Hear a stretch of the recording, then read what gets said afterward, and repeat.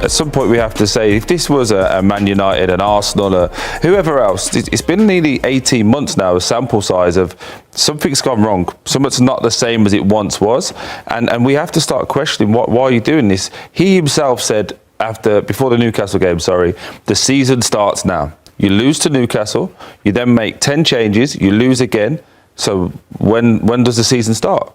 When is this tinkering stopping? And also, it's coming off the back of an international break. So it's not as if the lads have played 10 games back to back, so need to change it. But so why did he make 10 changes? What do you think the reasoning was behind it? Do you think he was trying to send a message to the players from the weekend and say, this isn't good enough and I have a deep enough squad to be able to make the changes? I think he's the evil genius. I think he's done it before in the past and it's worked, and he's had a deep enough squad with the same level of talent. Think about it, in years gone by, he's taken out Haaland and he's putting Alcaraz in, and you go, okay, Julian Alvarez, and that makes sense, and you go, okay, that's a like for like. Now you're playing Marmoush through the middle, who naturally is a left. You got Doku, who's playing at a great moment, took him off in the game against Newcastle, now brings him on at half time. It just seems to me, we saw it last year when he was scratching his face, and I love this man, by the way, I think he's exceptional, but he now started to get to a question where we're going, he needs a break. He looks mentally fatigued as well as the players, and sometimes that message can become a little bit stale. But I'm seeing a lot of the same goals now being scored against this Man City team. They can't defend crosses. Nathan Ake played with him at Watford, wonderful talent. He never used to get beat like that. That's a simple cross, you know where it's coming, and as the guy heading it, he's like vertical. He bullied him. And that's not Nathan Ake. He's strong, he's physical, and I'm just looking at it now and going, something's not right. I'm not paid to figure it out, but I'm allowed to show you that it's not right. The energy wasn't there. I think when you look at Pep, when he said in that confidence of, this is when our season starts, that's when he felt something in the team. And then when you lose to Newcastle, when you lose to Leverkusen, that is a big gut punch, and that's the reality. When I look at it in the whole, everything that's happened so far, we say that the great managers, you look at Sir Alex Ferguson in his time at Manchester United, he used to change his assistant quite a bit. And that was a recipe for success for Manchester United, because it was a different voice that was coming. Pep Guardiola's had that at Manchester City, and that hasn't helped that much. He's changed his backroom staff quite a bit now, and still you don't see it. What I see for me is like what Pep says. I see a manager now that has given everything that he can, and I don't think he'll ever get Manchester City to that point that he took them. I think it's going to be a time now where he has to say to himself that I need to change. I need something new. I need to step away from the game maybe and take some time to myself to maybe re-energize and everything, because I just don't see Pep Guardiola getting Manchester City to the heights that he once did. The energy doesn't seem to be there in the team. They look vulnerable. Leverkusen's first goal was a fantastic worked goal from back to front. Kwanzaa into the midfield. One pass killed the entire Manchester City midfield. Tillman turned on the ball, plays it out wide, and Ronaldo scores in the back stick there. That is not the type of goal you can score against Manchester City. 3 passes to break that down at Manchester City. You'd have to start questioning now the characters in the team. Are there the characters again that once that Pep had when he was at his great point? They're no longer there. Do you think the players are in some way, Grella, as well, seeing, you know, the aftermath of everything from the Newcastle game? It was almost overshadowed, the result, by everything, the altercation that happened with Pep and the cameraman. If you're a player at Manchester City right now, are you also scratching your head thinking, what is going on? Yeah, that's a strange one. I mean, I think he's done a couple strange things over the years. I'm with Troy, though. He is one of the greatest managers of all time. So we're not talking about that, but we are talking about tonight, and we're talking about the highest level, the highest competition in the world, to make 10 changes, and then halfway through the game, start getting Doku on, start getting Haaland on. Hey guys, come and save me again.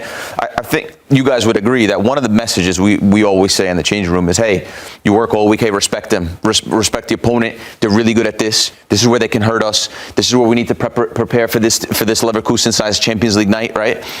And when you make 10 changes, you're not showing any respect to the opponent when you make 10 changes. And then you look on the weekend, oh, maybe there's it's Manchester United on the weekend. But in the weekend, it's Leeds United at home. So you would think they would have enough, but even that though, right? Made a mistake. When you're a player you're coming in, you're not in your best moment.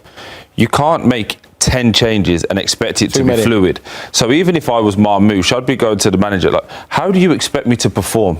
I'm not working with what we would consider our first team. Correct. I'm not giving me a platform and a foundation to it. Every single one of those players is probably doing a little bit more than they normally would because they want to be involved at the weekend. So I think when you go to 10 changes, it's too much, too soon, and everyone should have their moment. You'd have to say there's a little bit of also arrogance in that. There's a little bit of arrogance and overconfidence thinking that this Leverkusen side is going to be a walkover. And even though I made 10 changes, that I still expect myself to win. And again, I think that's a bit too arrogant, in my opinion. No, but that's having respect for his team. He's saying that his players should beat them. Whatever team but what I'm saying is if you don't give them the platform to do it and give them the normal back four, so when we're playing out from the back, this is what we're used to, you're now going to people, go on, here's your moment, do too much. And that's what I'm saying. This happened to me a lot in my career. When I was at Leeds United especially, right? Because as soon as one of the main strikers, Luciano Becchio, Jermaine Beckford, Premier League guys who went to go on to play in the Premier League, as soon as they got hurt, they get a guy on loan, right?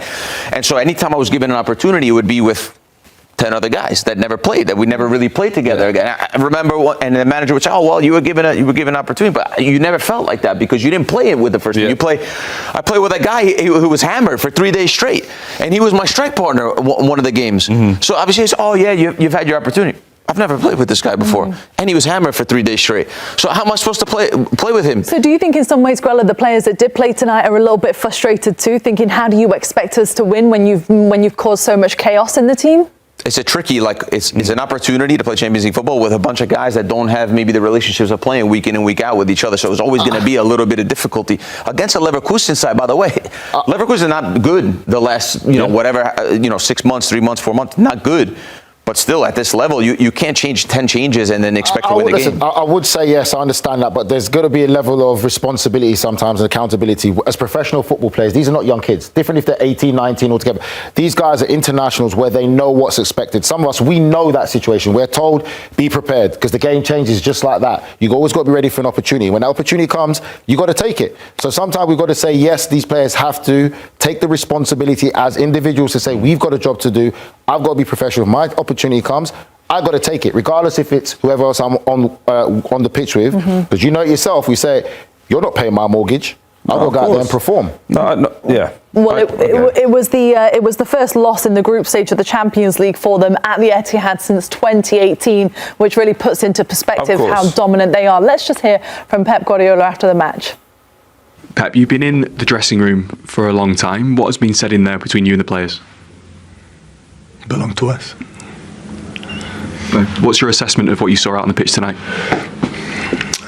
Well, it was not the performance that we thought, and maybe, of course, I take the full responsibility. Still, I think that the players that started are exceptional players, but we missed something that we need in the highest level, and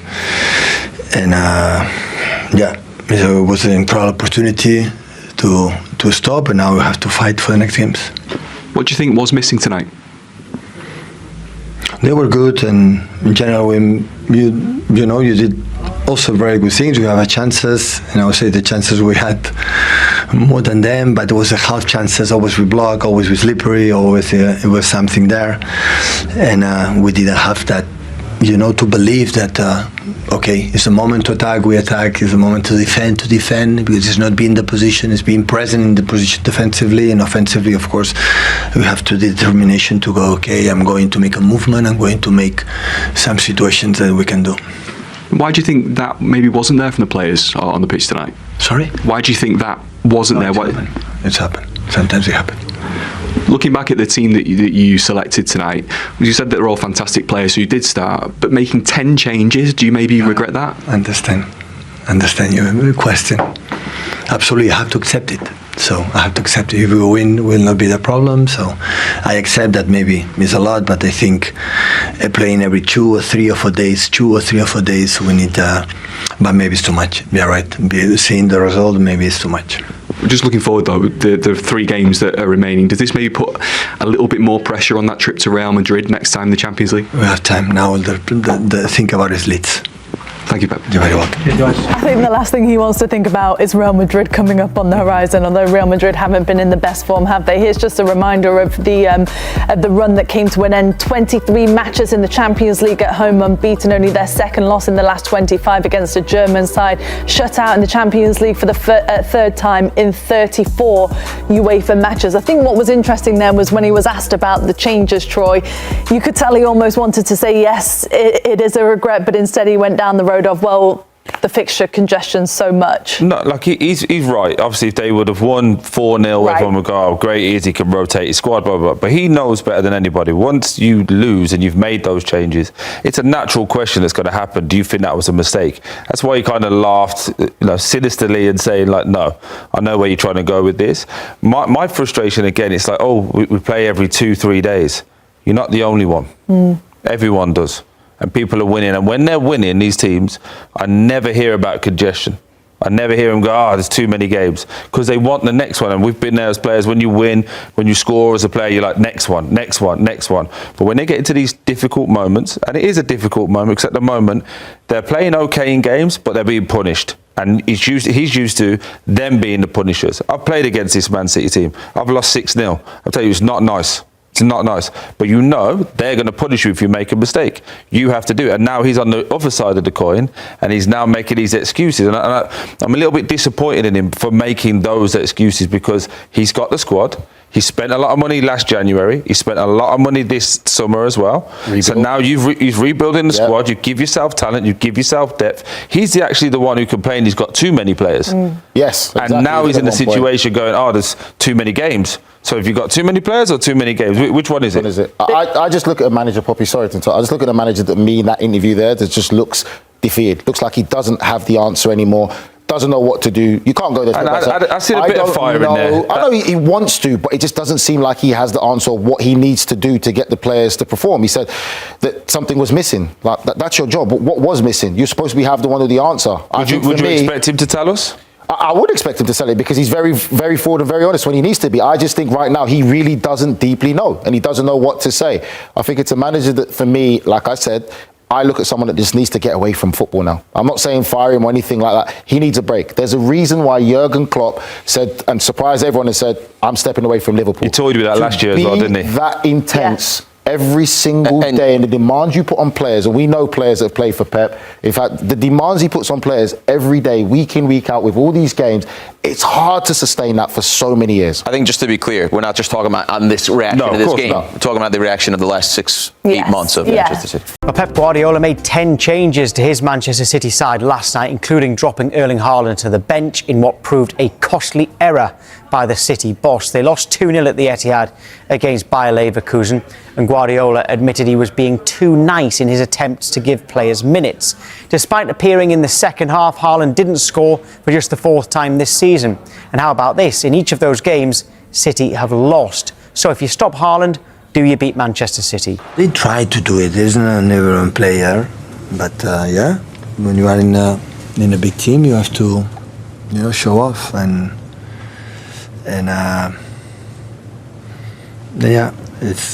it's a lack of the other one, but everyone, the guys who come from the bench was the same, and maybe players that play regularly lately, and maybe we'll have be confident for the new players come. Always I like to be sometimes too nice and to be involve everyone, but honestly it didn't work, and I have to accept it. Right, let's get straight into it. We've still got Jody Morris in the studio and City fan Matthew Kerr joined us. Right, Jody, I'm going to start with a question for you. So Erling Haaland, as we've said, he's failed to score in 4 games this season, and Manchester City have lost all 4 of those. How big a problem is this for Pep Guardiola? Yeah, I think it is a problem. I think that it's certainly looking like if he doesn't score, they don't get a chance. I mean, in fairness, him only playing after an hour or something last night doesn't give you the best chance of scoring anyway. But if you look back at the most successful City sides over the past few years, you always had people chipping in with goals. Mahrez, Sterling, De Bruyne, Gundogan, Silva, but you don't find anybody in this group of Man City players where you think, okay, you're going to chip in with double figures or even like sort of high single digits. So it's certainly looking like a problem. What do you think, Matthew? Yeah, no, I definitely agree. I mean, there's players across the board that are capable of scoring those type of goals, but not enough of them are stepping up at the moment. I mean, we've had glimpses this season. Foden's got a couple of goals here and there, but ultimately, I can't argue against it. Erling Haaland's been our top goal scorer, and behind that, it's looked pretty bleak. The likes of Savinho, Doku. I mean, Doku has shown promise this season, but Savinho especially is becoming really frustrating as a City fan to watch. So hopefully something changes, but at the moment, yeah, it's looking a bit bleak. Yeah, looking bleak, but how worried are you about it? Because you've listed some players there. There's loads of players who are capable of doing it, but they're not. And this over-reliance on Haaland is something we've talked about for quite a while. We're not far off December now, and it's still. I mean, I know last night was Champions League, but in the league, you know the stat. Your second top scorer's own goals. I know. It's not a great watch, but at the same time, if any team has Erling Haaland, I'm sure there's going to be an over-reliance. You know, you look at Bayern Munich with Harry Kane, it's pretty similar. Maybe not as extreme, but it is pretty similar. You've got a top goal scorer in Haaland, but a frustration of mine is Omar Marmoush. You know, we brought him in last January for 70 million. Came in, hit the ground running, scored hat-tricks, got the goal of the season last year. I think people forget that as well. And he's been so limited to minutes. I know he had an injury early on in the season, but I think Pep trying to squeeze in the both of them. We've not really seen Haaland and Marmoush be paired together. You see last night we're chasing the goal. Haaland comes on, like Jody said, probably a bit too late in the game. But he takes him off for Marmoush. I think it would have made a lot more sense to keep a player like Marmoush on, who carries a lot more threat than a player like Savinho. By the way, with Bayern Munich in the league, Diaz has got 6, Gnabry's got 4. There's 6 for Michael Olise as well. So in fairness to Bayern Munich, they're not as reliant on Kane. But Jody, did you hear there about Pep Guardiola saying that he felt he was too nice yesterday in making those 10 changes? What did he mean by that? Mikel Arteta has made it clear that Arsenal will need to unleash their complete player against Bayern Munich. The Gunners host the German champions at the Emirates Stadium on Wednesday, and one man in particular could be decisive. Ebereki Eze, described as a very complete player by teammate Mikel Merino, is emerging as one of Arsenal's most dangerous weapons ahead of their Champions League clash with Bayern. The 27-year-old announced himself in North London with a stunning hat-trick in his first derby since arriving in a £67.5 million move from Crystal Palace. His 3 brilliant goals dismantled Tottenham, and truthfully, he could have scored even more. Merino believes every one of Arsenal's 8 summer signings has lifted the squad's level, helping the team build a 6-point lead at the top of the Premier League. But Wednesday's matchup is different. Bayern Munich, the reigning Bundesliga champions, represent the toughest test yet for Arteta's side. Speaking after the win over Spurs, Merino praised Eze's qualities and hinted at the impact he could have in such a high-stakes European battle. We've brought in a lot of players who can make a difference. But you can see that other teams have spent big as well, the Spain international said. Individual brilliance can win matches, sure, but in the end, it's the team that matters. If you have great players who don't connect, that's a problem. The good thing about this group is that everyone thinks about the team first. When asked about Eze specifically, Merino didn't hesitate. I think he's incredibly complete. He can dribble, he can pass, and his technical quality is outstanding. In Spain, we always talk about players who can connect with others. He has that naturally. He grew up with that instinct to link play, move the ball, and build relationships on the pitch. He also has the mindset to get involved, demand the ball, and influence the game. At the same time, he's strong, he can take players on, and he can finish. He's a truly complete signing. Merino also touched on how the modern game often reduces players to simple numbers. These days everyone judges players by goals and assists, that's just how it is. But as footballers, we see the deeper qualities he brings, the technique, the movement, the intelligence. Even in training, you can tell immediately how special he is. Yes, he's scoring goals, but he's much more than that. He's an exceptional player, and we're incredibly lucky to have him. He can play in several positions and adapt to different systems. He's been a huge addition for Arsenal. Beyond the technical qualities, Merino believes Eze's attitude, and the healthy competition within the squad, will be crucial in Arsenal's title push. You can hear the calm in Ebereki's voice and see it in the way he carries himself. He's confident, grounded, and every morning we sit together in the sauna at the training ground and talk about everything, he added with a smile. He's a great guy, already fully integrated, and we need players like him. Competition is fierce. There's so much quality in this squad. That's exactly what the manager wanted, as many top players as possible, all ready to play. It makes his decisions tough, choosing who starts and who doesn't, but it also pushes every one of us to give our best in every session. And that's why we're improving as a team. As Arsenal prepare for Bayern's arrival, Arteta is facing one of the most delicate balancing acts of the season. The squad is healthy, competition is fierce, and expectations have never been higher. But behind the scenes, there is a growing sense that Iza's versatility and calm presence may be essential against a Bayern side known for controlling the tempo in big European nights. Arteta himself has hinted at Iza's importance without naming him directly. After the Tottenham victory, the manager spoke about the need for players who can break pressure, dictate rhythm, and stay composed when the game becomes chaotic. Those inside the club believe those comments were aimed at Iza as much as anyone. The coaching staff has been particularly impressed by how quickly he has adapted to Arsenal's positional play structure, a system that demands far more tactical discipline than what he was used to at Crystal Palace. Analysts at the club point to his growing influence not only in the final third, but also in build-up phases, where his ability to glide past pressure could help Arsenal bypass Bayern's aggressive midfield line. There is also an awareness that Bayern's fullbacks tend to push high, leaving spaces between the lines. Iza's skill set, sharp turns, deceptive acceleration, and precise final balls, could be exactly what Arteta needs to exploit those gaps. Outside the club, pundits have already started circling Wednesday's match as a defining moment for the £67.5 million signing. Some believe that if Iza can impose himself on a Champions League quarter-final against Bayern Munich, it will confirm his arrival among Europe's elite creative players. Former players have echoed that sentiment. Several ex-Arsenal figures, speaking on television over the weekend, highlighted the need for someone who can change the temperature of the match with a moment of calm or an unexpected burst of creativity. Iza, they argued, is one of the few in the squad capable of both. Meanwhile, Bayern Munich come into the match with their own confidence. Their midfield trio has been one of the most dominant in Europe this season, and they have shown a repeated ability to suffocate opponents early. That dynamic is precisely why Arteta may lean on Iza's composure. When the game tightens, Arsenal will need a player capable of slowing it down, protecting the ball, and finding solutions in tight spaces. Within Arsenal's dressing room, Mourinho's praise reflects a broader consensus. Senior players have reportedly been struck by Iza's humility and work ethic, qualities that have helped him integrate seamlessly into a squad that already had strong internal chemistry. Staff members describe him as someone who never forces the game and lets the match come to him, characteristics that could prove invaluable in a high-tension Champions League tie. As kickoff approaches, the narrative surrounding the match has shifted. What began as a test of Arsenal's resilience has quietly become a spotlight on whether Iza can elevate them in Europe the same way he has in the Premier League.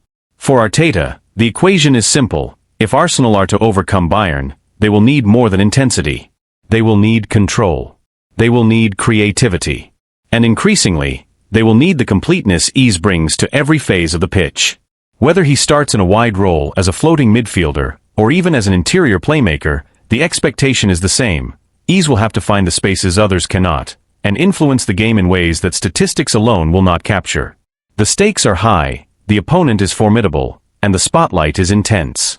But within the walls of London Coney, the belief is growing that this is exactly the kind of stage Ebereki Iza was signed for. Martin Odegaard is nearing a return to action after suffering a medial collateral ligament injury in Arsenal's 2-0 win over West Ham earlier in October. Yet, 3.5 years after Mikel Arteta named him captain, the Norwegian finds himself in an unfamiliar position. His place in the starting lineup is no longer guaranteed. For the first time since joining the club permanently from Real Madrid in August 2021, there is real debate over whether he remains an automatic choice for Arteta's 11.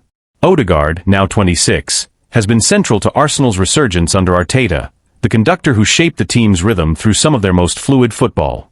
But this season, the Gunners have been forced to navigate long stretches without their captain, first due to a shoulder issue that kept him out of 4 matches in September, and then because of a knee collision with West Ham's Crescencio Somerville that sidelined him again.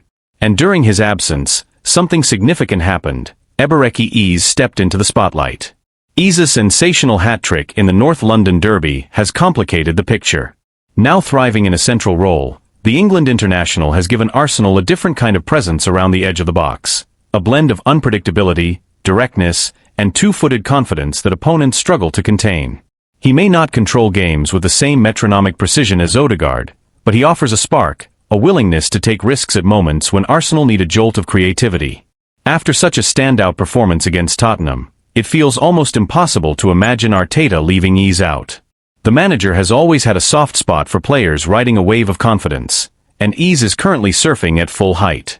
There was a similar situation back in September, when Mikel Merino was handed a start against Manchester City after scoring 4 times in 2 games for Spain, including a hat-trick against Turkey. Arteta doesn't hesitate to reward form. Ease has carried that form onto the international stage as well, recently scoring a stunning goal for England in a 2-0 win over Serbia in the World Cup qualifiers at Wembley. Though he can play on the left, it has always been clear that Arteta brought him to the Emirates to operate in midfield. And with Declan Rice and Martin Zubamendi near untouchable in the double pivot, the odds of Ease and Odegaard consistently starting together seem slim. That leaves Odegaard in an unfamiliar position. He needs minutes to rebuild sharpness, yet Arsenal's medical team won't rush him. The plan is likely to ease him back through short substitute appearances before restoring him to larger roles. But even once fully fit, Odegaard faces genuine competition, because Ease has shifted the landscape. His arrival has raised the team's ceiling, and his performances have earned him the right to keep his place. Before the dismantling of Tottenham, Ease had scored only twice for Arsenal, one against Port Vale in the Carabao Cup and another versus his former club Crystal Palace, a clever finish that sealed victory. Now with 5 goals across all competitions, he sits just 1 behind Odegaard's total from last season, when the captain made 45 appearances. Odegaard's 2023-24 numbers were outstanding: 11 goals, 12 assists, influence written across every competition. That is the standard he must match again if he wants to reclaim his spot, because Ease is hungry, confident, and eager to impress ahead of next summer's World Cup. Arteta will insist that Arsenal need both players at their best if they are to meet their ambitions in the months ahead. And with Kai Havertz also working his way back to full fitness, potentially slotting into midfield behind marquee striker Victor Gyökeres, the battle for places has never been fiercer at the Emirates. For Odegaard, the message is clear: he must rise to the challenge. His leadership and quality remain unquestioned, but he can no longer rely on reputation alone. If he embraces the competition and fights his way back into the side, his return could push Arsenal to even greater heights. And if the team has already reached this level without several key figures, the potential for what comes next may be even greater. Inside the club, staff members are quietly acknowledging that Arsenal are entering a new phase, one where no player, not even the captain, is immune to tactical evolution. Arteta has spent the past 2 seasons building a squad capable of sustaining pressure across multiple competitions, and the emergence of Ease is a sign that the manager's long-term planning is beginning to bear fruit. Depth is no longer a luxury, it is a necessity. But with depth comes difficult decisions. Arteta has always valued balance in midfield, and the contrasting profiles of Odegaard and Ease force him to reconsider what type of midfield best suits the team's ambitions in Europe and the Premier League. The technical control and spatial awareness that Odegaard brings have defined Arsenal's identity under Arteta. Conversely, Ease's dynamism, physical presence, and unpredictable touches give Arsenal a new dimension, especially against teams that sit deep or defend aggressively in central areas. This internal shift has also caught the attention of analysts and former players. Several pundits have begun to question whether the captaincy should guarantee a place in the lineup, especially at a club with ambitions of challenging for the Champions League. Others argue that Odegaard's leadership is too valuable to sideline, pointing to the standards he sets in training and his influence over younger players. Those debates are already spilling into the media, and they will only intensify as the season progresses. There is also the tactical question of whether Arteta might eventually experiment with a system that accommodates both Ease and Odegaard, something he briefly attempted earlier in the season during the win over West Ham. But with Rice and Zubamendi forming an almost impenetrable midfield pairing, any reshuffle risks destabilizing the defensive structure that has made Arsenal one of the most resilient teams in the league. The manager has hinted that he is open to adjustments, but only if they enhance the team's overall cohesion. For Odegaard himself, the challenge is as much psychological as it is physical. He has worked hard to cultivate an image of calm authority, a leader who raises the level of those around him through clarity and consistency. Now he must show that he can adapt, compete, and respond to adversity. His teammates still speak of him with admiration, describing him as one of the most studious and detail-oriented players at London Coney. They believe that once he regains full rhythm, he will naturally reassert his influence. Yet even they acknowledge that the landscape has shifted. One senior player privately remarked that, "The team is different now, ease has changed what we can do in the final third." That sentiment reflects not a lack of faith in Odegaard, but an understanding that Arsenal have evolved while he has been sidelined. For Arteta, the ideal scenario is straightforward: a fully fit Odegaard competing with a fully confident ease, creating a level of internal competition that lifts the entire squad. The manager often speaks about the need for healthy tension among his players, pressure that keeps standards high without fracturing unity. The arrival of Victor Gyökeres, combined with the recovery of Havertz, only amplifies that dynamic. Arsenal's season will almost certainly hinge on these midfield decisions. With Champions League knockout matches approaching and the Premier League title race tightening, Arteta must decide not only who starts, but what kind of identity he wants his team to carry into the defining months of the campaign. The next few weeks will reveal whether Odegaard's return sparks a resurgence or a battle for relevance. If he manages to reclaim his place, it could serve as a reminder of why Arteta trusted him with the armband in the first place. If he struggles, it will underline how rapidly Arsenal are progressing, and how little room there is for sentiment at the highest level. Either way, the captain's response will shape not just his future, but the trajectory of a team that believes it is on the brink of something significant.